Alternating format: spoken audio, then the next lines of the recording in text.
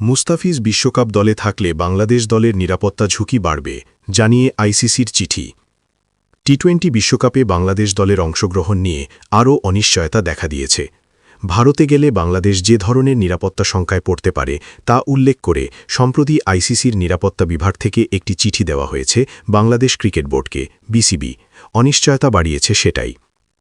আজ বাফুফে ভবনে এক সংবাদ সম্মেলনে যুব ও ক্রীড়া উপদেষ্টা অধ্যাপক আসিফ নজরুল জানিয়েছেন, আইসিসির নিরাপত্তা বিভাগের চিঠিতে আসন্ন টি-20 বিশ্বকাপে ভারতে 3টি কারণে বাংলাদেশের নিরাপত্তা শঙ্কা বাড়তে পারে বলে উল্লেখ করা হয়েছে, যার একটি বাঁহাতি পেসার মুস্তাফিজুর রহমানকে বিশ্বকাপ দলে অন্তর্ভুক্ত করা।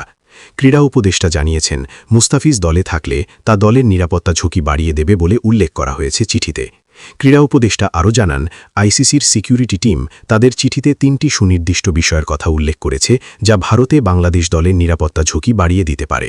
তিনি বলেন, চিঠিতে বলা হয়েছে 3টি জিনিস হলে বাংলাদেশ টিমের নিরাপত্তা আশঙ্কা বাড়বে। প্রথমত, বাংলাদেশ দলে যদি মোস্তাফিজুর রহমানকে অন্তর্ভুক্ত করা হয়। দ্বিতীয়ত, বাংলাদেশের সমর্থকরা যদি জাতীয় জার্সি পরে ঘোরাফেরা করেন। আর তৃতীয়ত, বাংলাদেশে জাতীয় নির্বাচন যত এগিয়ে আসবে তত দলের নিরাপত্তা ঝুঁকি বৃদ্ধি পাবে। আইসিসির এমন বক্তব্যকে উদ্ভট ও অযৌক্তিক আখ্যা দিয়ে উপদেষ্টা বলেন, আইসিসি যদি আশা করে আমরা আমাদের শ্রেষ্ঠ বোলারকে বাদ দিয়ে দল গড়ব, সমর্থকরা জার্সি পরতে পারবে না আর খেলার জন্য নির্বাচন পিছিয়ে দেব, তবে এর চেয়ে অবাস্তব প্রত্যাশা আর হতে পারে না। ক্রিকেটের ওপর কারো মনোপলি থাকা উচিত না। আইসিসি যদি সত্যিই গ্লোবাল অর্গানাইজেশন হয় এবং ভারতের কথায় ওঠবস না করে, তবে অবশ্যই বাংলাদেশকে শ্রীলঙ্কায় খেলার সুযোগ দেওয়া উচিত। এই প্রশ্নে আমরা কোনো রকম নথি স্বীকার করব না। যুব ও ক্রীড়া উপদেষ্টা অধ্যাপক আসিফ নজরুল। ভারতে চলমান রাজনৈতিক ও সামাজিক পরিস্থিতির কড়া সমালোচনা করে আসিফ নজরুল বলেন, ভারতে এখন যে উগ্র সাম্প্রদায়িক পরিস্থিতি এবং বাংলাদেশ বিদ্বেষী পরিবেশ বিরাজ করছে, বিশেষ করে গত 16 মাস ধরে চলা অব্যাহত ক্যাম্পেইনের প্রেক্ষিতে সেখানে ক্রিকেট খেলা অসম্ভব হয়ে পড়েছে।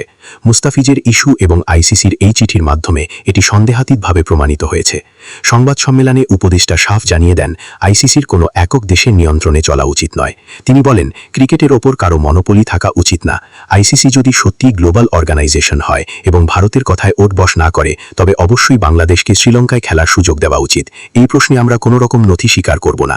ক্রীড়া উপদেষ্টা আরও বলেন, আমি পত্রিকায় দেখলাম, আমি জানি না সত্যি নাকি মিথ্যা, পাকিস্তান নাকি আমাদের টুর্নামেন্টগুলো আয়োজন করার প্রস্তাব দিয়েছে। পাকিস্তানে করেন কোনো সমস্যা নাই, সংযুক্ত আরব আমিরাতে করেন কোনো সমস্যা নাই।